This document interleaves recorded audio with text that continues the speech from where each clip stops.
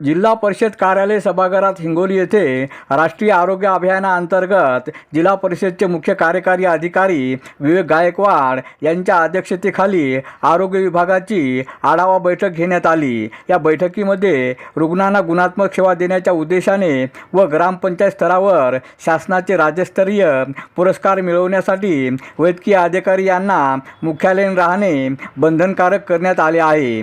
दिनांक 1 एप्रिल 2026 पासून शासनाच्या वतीने माझं गाव आरोग्य संपन्न गाव अभियान जिल्ह्यात राबविण्यात येणार आहे।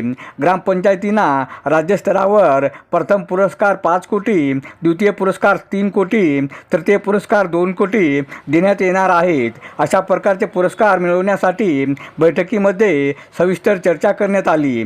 यावेळी जिल्हा आरोग्य अधिकारी डॉक्टर कैलास शेळके, जिल्हा शल्य चिकित्सक डॉक्टर नितीन तडस, जिल्हा आश्रय रोग अधिकारी डॉक्टर देवेंद्र जायभाय, जिल्हा माता व बाल संगोपन अधिकारी डॉक्टर सतीश रुनवाल, तालुका आरोग्य अधिकारी डॉक्टर गणेश जोगदंड, तालुका आरोग्य अधिकारी doctor Gajanan Chavan, doctor Vilas Pawar, doctor Deepak More, doctor Pandurang Khopse, doctor Sandeep Kale, Shankar Tawde, Shripad Garudi यांच्यासह जिल्हा रुग्णालयातील वैद्यकीय अधिकारी, प्राथमिक केंद्राचे वैद्यकीय अधिकारी, कार्यक्रम समन्वयक व कर्मचारी यांची उपस्थिती होती। अरुण दिपके, TV7 हिंगोली।